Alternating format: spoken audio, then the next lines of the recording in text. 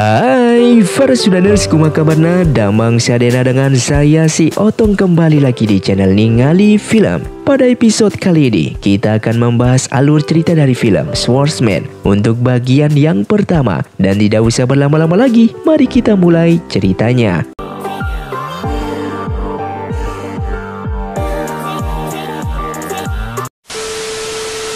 Film pun diawali dengan diperlihatkannya 5 sekte aliansi yang sedang bertarung melawan sekte Matahari Bulan, yang saat itu mereka menjadi musuh selama berabad-abad hanya untuk menguasai dunia persilatan. Dan beberapa tahun kemudian diperlihatkannya di sebuah desa terdapat mayat-mayat bergelimpangan di sana. Zuo yang merupakan ketua sekte Songsan mengatakan jika perbuatan keji ini pasti dilakukan oleh sekte Matahari Bulan, dan mereka akan segera berkumpul kembali untuk menyerang sekte Matahari Bulan dan menghapus dari dunia persilatan. Namun hal itu ditentang oleh Zhongze dari sekte Huasan dengan menyatakan sebaliknya orang-orang yang meninggal ini mungkin disebabkan oleh wabah penyakit. Dan perkataan tersebut membuat Zuo marah dan mengeluarkan jurus pedangnya. Yue yang merupakan ketua sekte Huasan pun maju dengan mengatakan jika istrinya itu bersalah dengan salah berucap dan meminta maaf atas perkataannya tersebut. Setelah yang lainnya pergi, Yue menasihati Zhongze untuk tidak berkata sembarangan dikarenakan perselisihan antara 5 sekte aliansi terhadap sekte sesat Matahari Bulan telah berlangsung sejak lama. Dengan membuat pernyataan yang membela sekte sesat hanya akan membuat sekte Huasan dipandang negatif. Tapi Zhongze menepisnya jika ia hanya mengatakan yang sebenarnya, bahwa kemungkinan warga tersebut akibat terkena wabah penyakit. Di sisi lain, Dongfang yang merupakan dari sekte Matahari Bulan mendapatkan sebuah informasi bahwa kelima sekte sedang berkumpul dan melaporkan kepada sang ketua sekte yang sedang bermeditasi. Namun ia malah diusir oleh sang ketua dan memintanya untuk mengurus permasalahan kelima sekte tersebut tanpa mengganggunya, yang membuat sang ketua pun marah dan mengeluarkan jurusnya. Kemudian Dongfang lalu bertemu dengan Nyonya Ren yang merupakan istri ketua yang diberikan kabar oleh pelayannya jika putrinya diculik oleh orang misterius yang kemungkinan itu adalah 5 sekte aliansi. Yang ternyata sang putri diculik oleh Dongfang yang memiliki rencana licik. Sedangkan di bawah tebing kelima sekte aliansi telah tiba di sana untuk menemukan jalan naik ke atas tebing. Yang ternyata tebing tersebut penuh dengan jebakan membuat para 5 aliansi belum bisa menemukan jalannya.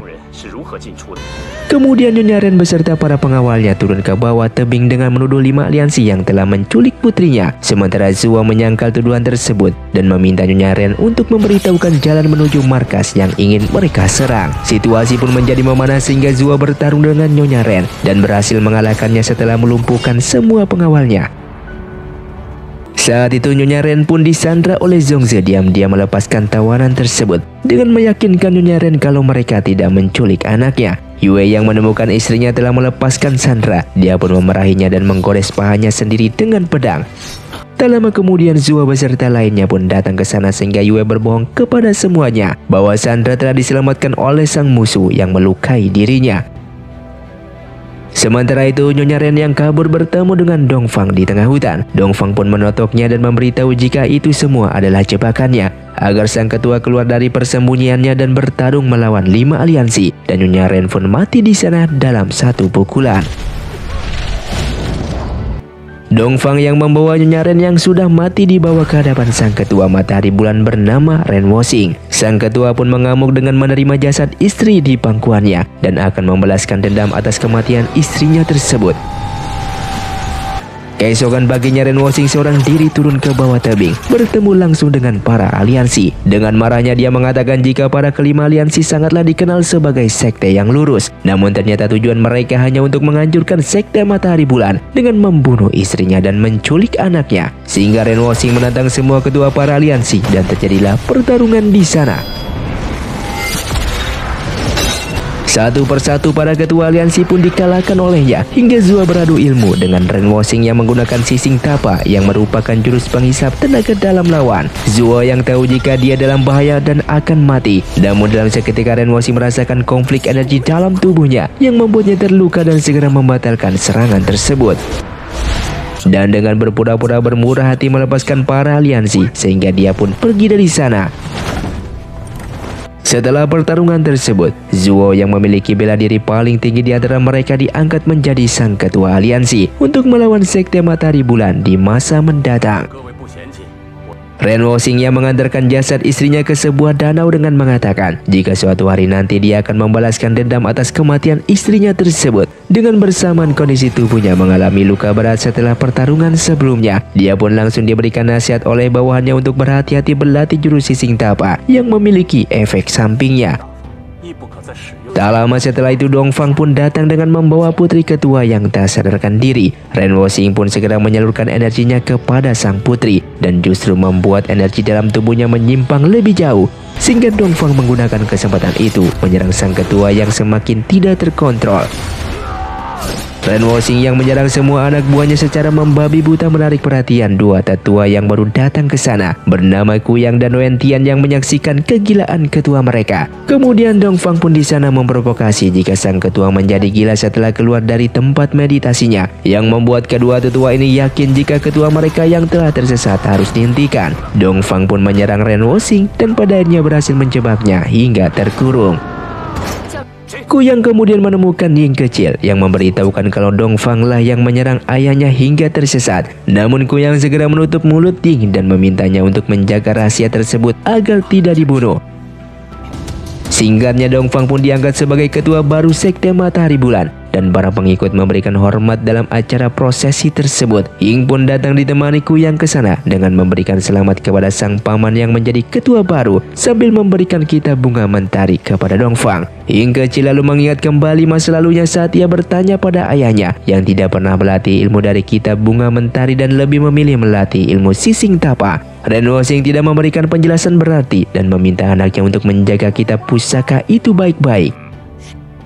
Dongfang yang mempelajari ilmu dari bunga mentari itu lalu meminta Wentian untuk membawakan beberapa wanita kepadanya. Wentian pun menuruti perintah sang ketua dan membawakan gadis. Setelah beberapa waktu kemudian, Wentian pun menemukan dua pengawal yang mulai menggosipi ketua. Dongfang yang mulai suka main wanita. Dia pun masuk ke dalam kamar ketua dan menemukan banyak gadis di dalamnya, serta terkejut ketika melihat ketua telah berdandan seperti seorang wanita. Dongfang lalu mengeluarkan jurus jarumnya yang menunjukkan perkembangan kekuatannya yang luar biasa besar. Ia pun yakin dengan melatih ilmu bunga mentari, maka dalam beberapa tahun ke depan ia akan menjadi petarung yang tak terkalahkan. Sampai di sini masih belum ada kejelasan apakah Dongfang adalah wanita yang menyamar sebagai pria selama ini atau penampilannya yang berubah menjadi wanita akibat melatih bunga mentari. Dan dalam sekejap musim semi silih berganti, tidak terasa 10 tahun telah terlewati.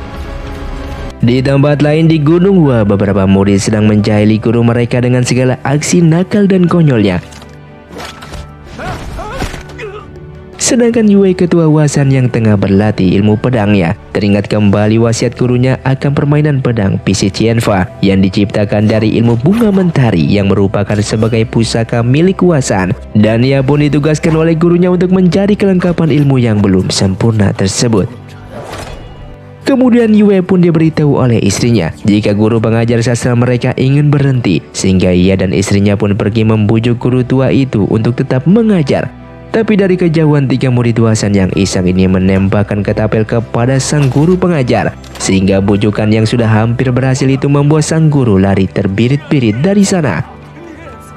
Dan semua murid Huasan ini dihukum karena bukan untuk yang pertama kalinya mereka membuat para guru pengajar tidak betah, sehingga ketiga saudara Huasan ini lalu diberikan tugas oleh sang ketua mereka turun gunung untuk membeli beberapa barang persediaan. Menikmati indahnya malam di perkotaan saat menonton pertunjukan, Lu Dayo memberikan sinyal kepada kakaknya untuk menyelinap pergi dari sana, dan Ling pun segera mencari alasan kepada Yu Lingsan untuk pergi sebentar mencari makanan.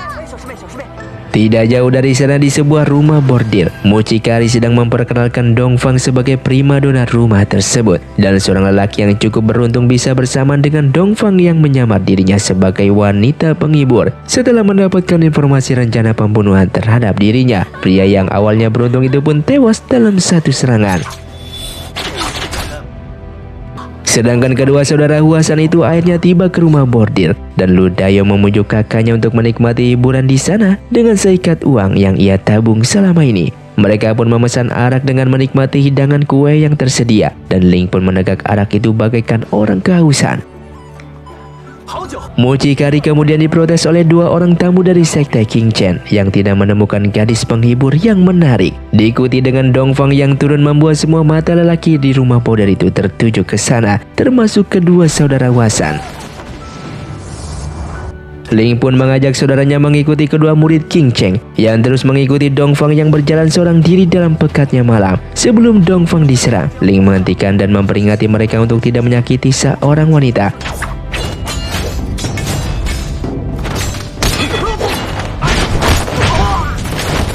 Yang kemudian lawannya itu menggunakan bom asap dan membuat Ling menarik Dongfang agar tidak terluka. Yu Lingsan lalu datang bergabung dengan kedua saudaranya itu hingga kedua murid sekte King Cheng berhasil mereka usir, namun Dongfang telah menghilang dari sana. Sementara Dongfang yang pulang ke markas telah mengetahui ada mata-mata di antara pelayannya yang menyajikan teh. Dia pun berpura-pura keracunan meminum teh tersebut dan memergoki pelayannya yang bersekongkol dengan seorang laki-laki yang dimana kedua orang itu pun langsung dihabisinya.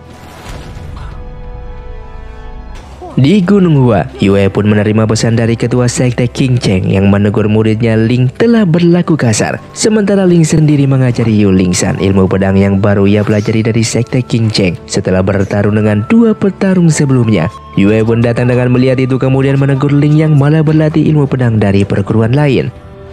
Ia meminta Ling pergi ke sekte King Cheng untuk meminta maaf atas perlakuannya tersebut dan mencari tahu gerakan Ling yang sebelumnya dilatih cukup mirip dengan permainan pedang PC Qianba yang ia sendiri tidak kuasai sepenuhnya. Yu Lingsan yang marah kalau kakak pertamanya diberikan misi dan ia tidak bisa ikut bersamanya, dihibur oleh Ling yang memberikan lentera yang indah serta berjanji akan kembali secepatnya bersama Laudeno, adik seperguruannya, yang membuat mereka berdua tiba ke sekte King Cheng yang saat itu mengerjai mereka untuk menunggu dengan menutup pintu. Bosan dengan penungguan, Ling pun melihat beberapa burung bangau di sekitaran dan ia memberanikan dirinya menunggangi bangau itu yang membawanya terbang menyusuri pegunungan. Sedangkan di dalam sekte King Cheng, Yu Changhai tengah mengawasi para muridnya berlatih dan menegur anaknya yang berlatih kurang sungguh-sungguh. Yu Changhai menasihati putranya tersebut bahwa jurus pedang yang mereka latih adalah PC Qianfa atau pedang penakluk iblis yang sangat kuat dan berasal dari keluarga Lin yang menciptakan jurus permainan pedang itu dari ilmu bunga mentari. Yu Changhai menjelaskan sekte King Cheng yang memiliki dendam masa lalu dengan keluarga Lin serta niatnya untuk mendapatkan kitab PC Qianfa dari keluarga tersebut.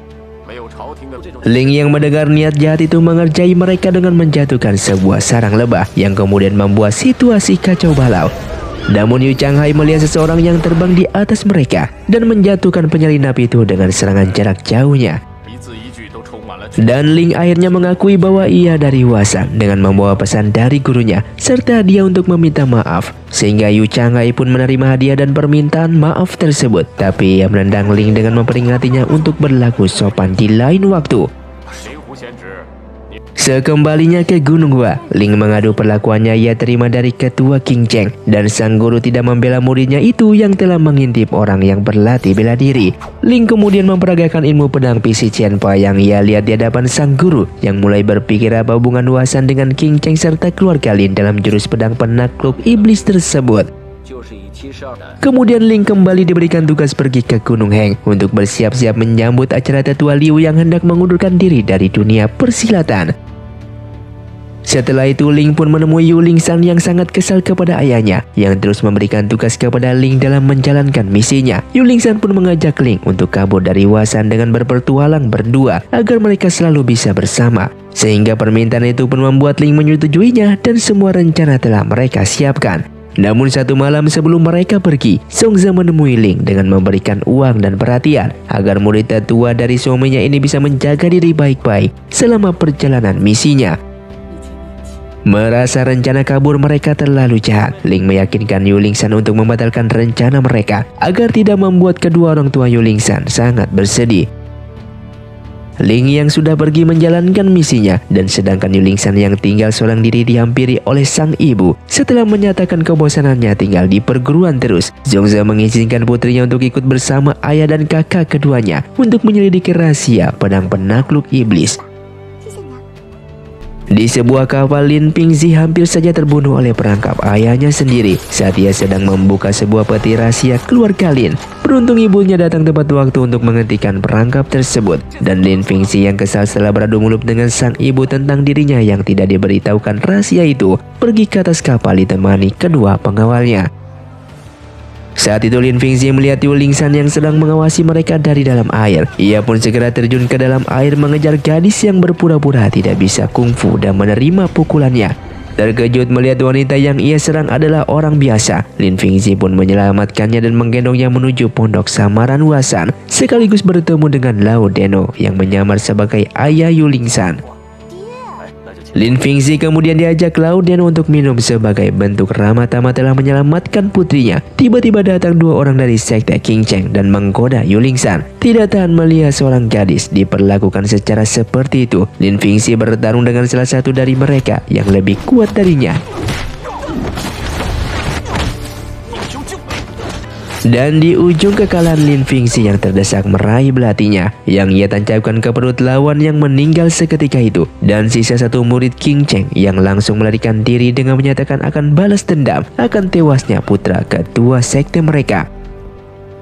Singkatnya, Lin Pingzi yang kembali ke kapal setelah menguburkan jasad putra kedua sekte King Cheng. Ia pun langsung berbincang dengan ayahnya bernama Lin Zenan yang akhirnya memberitahu rahasia kitab Pisi Qianpa sebagai warisan leluhur mereka yang terdiri dari 72 jurus. Namun masih ada seperangkat jurus yang belum dia kuasai dan masih menjadi misteri. Keluarga Lin lalu mendapatkan laporan bahwa dua orang pengawal mereka telah terbunuh, dan Lin Pingzi mulai mencurigai aksi tersebut adalah wujud balas dendam dari sekte King Cheng. Ia pun mengakui perbuatannya barusan dan membawa ayahnya ke kuburan anak dari ketua sekte King Cheng yang membuat mereka segera kembali ke kapal karena takut diserang. Di malam itu juga Lin Zenan menemukan kapal mereka telah disusupi. Semua pengawal telah tewas dan menyisakan hanya mereka bertiga yang kemudian menyalakan peledak. Sementara mereka bersembunyi ke dalam gentong yang memasukkan kematiannya. Kapal pun berkeping-keping dan ketiga anggota keluarga ini pun tercerai-berai di dalam air. Saat itu Lin Zenan berhasil selamat bertemu dengan melarikan diri ke dalam hutan bersama anaknya. Namun anggota sekte King Chen mengejar ke sana membawa seorang wanita yang kepalanya ditutupi, mengancam akan membunuh ibu Lin Pingzi jika ia tidak keluar. Api yang membakar tali sudah terputus dan Lin Pingzi yang tidak bisa menyaksikan ibunya mati terpancing keluar. Namun tali itu pun putus saat itu juga, dan ketika dibuka penutup wajahnya ternyata wanita itu bukanlah ibunya. Kemudian Lin Zenan dan istrinya yang baru muncul keluar untuk menyelamatkan putra mereka yang telah ditodong, sehingga mereka semua tertangkap dan dibawa pergi dari sana. Di tengah perjalanan, mereka menemukan pertunjukan yang sengaja digelar oleh keluarga Wasan untuk menyelamatkan keluarga Lin. Bahkan Lin Pingzi diajaknya masuk ke dalam peti untuk bermain sulap, dan mereka melarikan diri dari ruangan bawah tanah. Namun aksi sulap ini akhirnya pun ketahuan sebagai jebakan, dan para Wasan menggunakan bom asap untuk melarikan diri. Sementara Lin Pingzi baru menyadari bahwa gadis yang menyelamatkannya bisa berkungfu. Kejaran dari sekte King Chen mulai mendekat, dan Yu Lingsan menggunakan baju Lin Pingzi untuk kabur menarik perhatian lawan. Beruntung ketua Yue datang dengan menyelamatkan putrinya setelah berhasil mengusir para sekte King Cheng yang menerima serangan dalam kegelapan.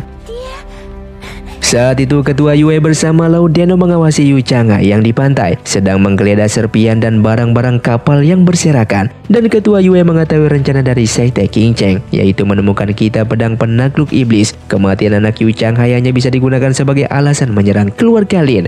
Ia pun meminta Lao Deno untuk menyusul Ling ke Gunung Heng, sementara ia sendiri yang akan terus mengikuti pergerakan kedua kubu ini. Sedangkan di tebing hutan hitam, acara pengunduran diri tetua Liu yang dikabarkan akan ditemani oleh Chiang pengabdi matahari bulan dalam waktu dekat menarik perhatian Dongfang. Sementara itu Ling yang telah tiba ke Gunung Heng melihat Yilin, seorang biarawati dari sekte Hengsan Utara yang sedang memahat arca Buddha di tebing, tiba-tiba terjatuh dan diselamatkan oleh seorang lelaki bernama Tian Bo Guang. Yilin yang berterima kasih akan pamit, namun dicegah oleh Tian dan malah menangkap untuk menjadikan Yilin sebagai istrinya. Saat itu Ling tahu kalau pria itu memiliki kungfu yang tidak lebih rendah darinya. Ia pun berpura-pura berteriak dari kejauhan, menyamar sebagai Yu Changhai untuk menakut-nakutinya, namun rencana itu malah gagal. Malam harinya Yilin yang telah ditotok akan menjalani upacara untuk pernikahan mereka. Pesta pun digelar dan Tian menjamu para tamu yang datang. Sedangkan Ling yang mengikuti mereka dari atas genteng melakukan usaha penyelamatan. Sementara Dongfang yang sampai di Hengsan diundang penduduk ke jamuan pesta nikah itu. Setelah itu Tian pun kembali ke kamar dengan menemukan Ling telah berubah menjadi pengantin. Sehingga mereka langsung berduel pedang yang membuat Ling harus terkena serangan dan ditendang hingga keluar. Yang membuat Dongfang melihat pria yang dulu menyelamatkannya itu, dan Dongfang tampak senang dengan menyaksikan duel tersebut. Dan dalam beberapa pertukaran jurus berikutnya, Ling terluka lagi hingga roboh ke tanah. Namun pendekar Wasan itu berdiri kembali yang membuat Tian kaget dengan pantang menyerahnya. Meski tidak berniat membunuh lawannya, Ling kembali dirobohkan dan terluka semakin parah. Tetapi sekali lagi, Ling berdiri dan membuat Tian menyerah dan menghindar pendekar pantang menyerah tersebut. Dongfang kemudian berjalan menghampiri Ling, mentertawakan lelaki yang bertarung mati-matian menyelamatkan seseorang yang baru ia temui. Sementara Ling merasa lelaki yang dihadapannya adalah wanita yang ia temui dulu. Akan tetapi Dongfang menyangkalnya dan membawanya ke tabib untuk menjahit semua goresan di tubuhnya. Setelah itu mereka bersama menyusuri jalan malam yang sepi dan Ling mengajak Dongfang ke kedai arak hingga mengajarkan jurus meminum arak gratis dengan memecahkan genteng itu dengan memasukkan gurame kayu untuk menyedot arak tersebut. Namun mereka telah diketahui oleh pemilik arak yang membuat mereka pergi dari sana. Mereka pun menuju hamparan ladang dengan berkenalan lebih jauh hingga Ling diceritakan perselisihan antara 5 aliansi sekte dengan aliansi Matahari Bulan. Dan saat itu Dongfang pun menarik ikatan rambut Ling serta mengibaskannya seperti bermain pedang. Rambut Dongfang terurai saat ia melakukan aksi tersebut hingga Ling kembali merasa pria di depannya lebih mirip seorang wanita yang ia temui di rumah bordil dahulu. Namun bagaimanapun juga Dongfang tetap menyangkalnya dan Ling yang tidak terlalu mempedulikan hal tersebut membaringkan dirinya untuk tidur.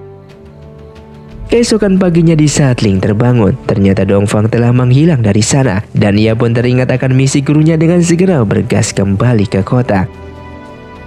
Di tempat lainnya Lin Fingxi yang telah diselamatkan oleh Yu Lingsan berjalan tak menentu arah, mencewaskan nyawa kedua orang tuanya yang telah ditahan, hingga dia pun menemukan 2 murid King Cheng yang sedang berdiskusi yang belum bisa menemukan kitab Pisi Qianfa dari keluarga Lin. Lin Fingxi pun akhirnya mengerti keluarganya diincar karena kitab pedang penakluk iblis tersebut, dan ia pun memutuskan untuk mengikuti mereka agar membalaskan rasa kesalnya.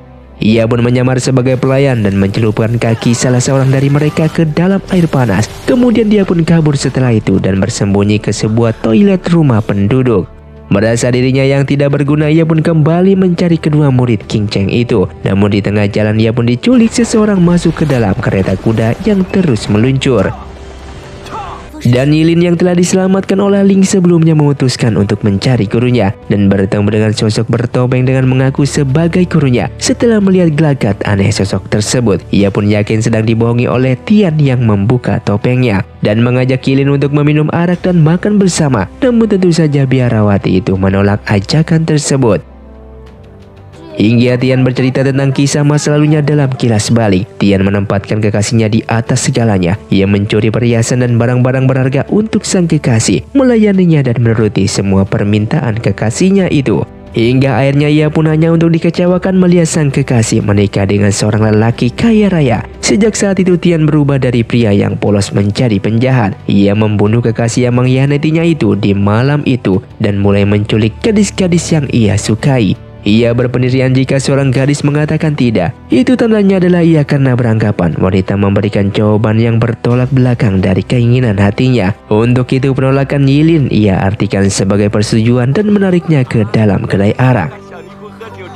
Di tempat lain Lin Fingxi telah disekap di sebuah kuil untuk memancing seseorang bandit tua bernama Mu Gaofeng. yang langsung keluar dengan menghajar lawan-lawannya. Mu Gaofeng diancam kalau Lin Fingxi adalah cucunya. Namun bandit tua itu merasa bahwa ia tidak memiliki cucu dan lanjut membunuh mereka semua. Setelah itu Lin Fingxi kemudian mengejar orang tua itu dengan memohon untuk menerimanya sebagai murid. Dan Mu Gaofeng yang awalnya menolak menerima permohonan tersebut, ia pun setuju dikarenakan ingin mengetahui kenapa Yu Changhai ingin menculik pemuda ini yang pastinya berkaitan dengan kitab Pisi Qianfa. Sementara itu Chiang yang tiba ke kota Heng secara tak sengaja tersiram seember air ikan yang membuat badannya bau amis dan ditolak masuk ke dalam kedai arang. Liang yang melihat kelakuan tidak sopan itu kemudian membayar pelayan untuk membiarkan Chiang yang tidak ia kenali masuk ke dalam. Dan Ling yang masuk ke dalam kedai arak untuk menikmati arak juga menemukan Yilin yang kembali diganggu oleh Tian. Ia pun segera menghampiri Tian mencoba mempercayainya dengan mengatakan bahwa mendekati biarawati bisa mendapatkan kesialan. Bahkan Ling pun mengajak Tian bertarung dalam posisi duduk untuk memperebutkan Yilin. Kedua orang ini akhirnya berduel dan saat akan dinyatakan kalah, Ling kembali harus mengakui keunggulan Tian yang selalu menghajarnya berkali-kali.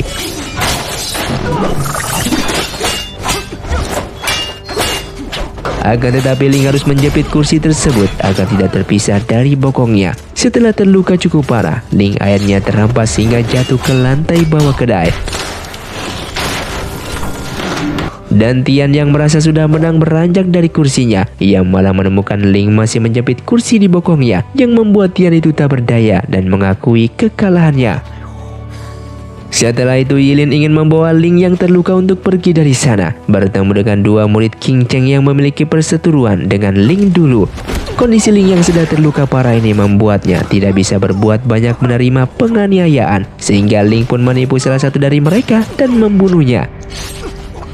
Ling yang kabur bersama Yilin ditolong secara diam-diam oleh Chiang dengan melemparkan batu dari jarinya untuk menghentikan kejaran tersebut. Singkatnya di dalam pelarian mereka, Yilin pun tak sanggup membawa Ling yang sudah tak sadarkan diri, yang membuat Yilin pun tak bisa berbuat apa-apa. Yang ternyata Ling pun dibawa oleh Chiang yang menghadiri upacara pengunduran diri tetua Liu. Dia pun menghadap kepada sang ketua Dongfang untuk menghilangkan kesalahpahaman sang ketua terhadap dirinya. Chiang menjelaskan hubungannya dengan tetua Liu hanyalah sebatas teman, dan buku yang ada di hadapan mereka adalah buku musik. Chiang kemudian menceritakan pertemuannya dengan tetua Liu 10 tahun yang lalu saat ia dikirim oleh Ren Woxing untuk memata-matai sekte Heng Shan Selatan. Ia pun masuk ke dalam ruangan penuh perangkap dan membuat lonceng berbunyi. Dan Liu yang waktu itu masuk ke dalam ruangan untuk memeriksa, tak sengaja menangkap serulingnya yang jatuh saat tersembunyi di langit-langit. Namun Liu berbohong kepada saudaranya yang ikut masuk ke kamar bahwa ia tidak menemukan sesuatu yang mencurigakan. Setelah itu Chiang pun berterima kasih kepada Liu yang tidak menangkapnya, yang ternyata Liu sangatlah menyukai musik. Mereka berdua kemudian bermain musik bersama, memetik kecapi sambil diiringi tiupan seruling. Dan kedua orang dari sekte yang berbeda saling bermusuhan ini menjadi sahabat. Mereka tidak mempedulikan dari mana sekte sahabatnya berasal, sepanjang musik bisa mengikat tali silaturahmi mereka. Namun mendengar cerita itu, Dongfang tetap takut jika Chiang yang ikut mengundurkan diri dengan Liu di acara nanti akan membahayakan sekte Matahari Bulan, karena Chiang bisa saja membocorkan rahasia sekte Matahari Bulan. Namun Chiang bersumpah dan bahkan ingin memusnahkan kungfunya sendiri jika dirinya bukanlah pengkhianat. Curiga dengan seseorang yang Chiang bawa, Dongfang pun membuka tikar yang menutup orang itu dan menemukan Ling ada di sana. Ketua Matahari Bulan yang terkejut kemudian memberikan saluran energi kepada Ling. Setelahnya ia pun sengaja meminta Chiang melanjutkan menyalurkan energi untuk Ling yang terluka itu demi mencegah Chiang untuk menghadiri pertemuan para pendekar. Jia Renda yang menarik saudaranya dengan kaki pincang sebelah bertemu dengan salah satu tetua biarawati bernama Dingyi dari sekte Heng Shan Selatan yang menyembuhkannya. Ia kemudian menanyai keberadaan muridnya Yilin yang dirumorkan bersama Tian. Namun Jia Renda menceritakan jika Ling lah yang telah membunuh saudaranya dan membawa Yilin pergi dari sana. Tidak jauh dari sana, para murid Duasan pun berada di sebuah kedai. Mereka pun bertemu dengan Dingyi yang baru tiba di sana dengan menanyakan kepada murid Duasan itu tentang keadaan Ling yang telah menculik muridnya, sehingga terjadilah perkelahian di sana. Dan tiba-tiba murid dari Tetua Liu pun datang dengan mengundang mereka semua untuk makan bersama di kediaman Tetua Liu. Mereka semua akhirnya tiba di kediaman Tetua Liu dan di sana sudah ada Ketua Yue bersama para ketua lainnya. Tanpa basa-basi, Ding Yi pun berselisih dengan Yue untuk menangkap Ling yang telah menculik Yilin muridnya. Bahkan Ling pun bersekongkol dengan Tian Bo Guang yang merupakan penjahat kelas atas. Hal tersebut membuat sang ketua Huasan ini tidak mempercayainya. Kemudian tiba-tiba Jia Renda pun datang ke sana dengan mengatakan jika Ling pun telah membunuh saudaranya. Hingga akhirnya Yilin pun datang juga dengan mengabarkan jika Ling telah mati dibunuh oleh murid sekte King Cheng. Pernyataan bertolak belakang ini pun membuat semuanya meminta Yilin untuk menceritakan apa yang telah sebenarnya terjadi. Sedangkan di rumah bordil yang akhirnya Ling tersadar kembali setelah menerima aliran energi, Chiang kemudian menceritakan dilemanya untuk menghadiri acara pengunduran diri sahabatnya yaitu Tetua Liu. Namun saat ini ia cemas dengan Ling yang terus berterima kasih kepadanya. Setelah diyakini untuk pergi menghadiri acara sahabatnya, Chiang mengantarkan ia akan mentransfer setengah tenaga dalamnya kepada Ling terlebih dahulu agar ia bisa tenang meninggalkannya. Di kediaman Tetua Liu, Lin Fingxi yang sedang menyamar sebagai pelayan mencuri dengar Yilin yang telah menyelesaikan ceritanya. Namun ia ketahuan menguping dan dianggap oleh mereka mata-mata dan akan diserang. Namun tiba-tiba Mu Gaofeng pun datang ke sana untuk menyelamatkan Lin Fingxi. Di malam harinya Yu Changhai yang mengetahui keberadaan mereka berdua langsung menghadangnya. Dan di saat itu juga ia mengetahui bahwa pemuda yang di depannya itu adalah anak dari keluarga Lin. Ia pun langsung ingin menangkapnya. Namun tiba-tiba Yue pun datang ke sana dengan menghadang Yu Changhai yang ingin menangkap Lin Fingxi. Setelah itu Lin Fingxi pun langsung berlutut di hadapan Ketua Yue memohon agar diterima sebagai muridnya. Dengan senang hati Ketua Huasan ini menerima Lin Fingxi sebagai muridnya karena ia memang mengincar kitab pedang penakluk iblis dari keluarga Lin. Kemunculan Yu Lingsan setelahnya membuat Lin Fingxi akhirnya tahu kalau gadis di hadapannya adalah putri dari guru barunya. Di tempat lain, Dongfang membawa Yilin dan Ling yang masih terluka ke sebuah kuil tua dan ia pun pergi setelahnya dengan mengatakan kepada Yilin untuk merawat Ling yang terluka. Sementara itu Yu Changhai marah besar karena Yue telah merebut Lin Fingxi dari tangannya. Ia lalu meminta Renho membawakan kedua orang tua Lin Fingxi ke sekte King Cheng untuk diinterogasi lebih jauh. Sedangkan ia sendiri akan menghadiri dulu upacara pengunduran diri dari Tetua Liu. Keesokannya, Ketua Yue meyakinkan Lin Fingxi untuk bersabar menolong kedua orang tuanya yang telah disandra oleh Yu Changhai. Dan dia pun berjanji akan membantunya setelah acara pesta pengunduran diri Tetua Liu selesai. Sementara di kuil tua, Yilin mencoba mengobati Ling yang masih terluka. Dia pun mencoba memberikan obat tersebut kepada tubuhnya yang penuh dengan luka itu. Dan film pun bersambung. Terima kasih untuk kalian yang sudah menonton video ini sampai habis. Sampai jumpa di video selanjutnya. Saya pamit undur diri, ningali film Si Otong undur diri dan salam Sundaners.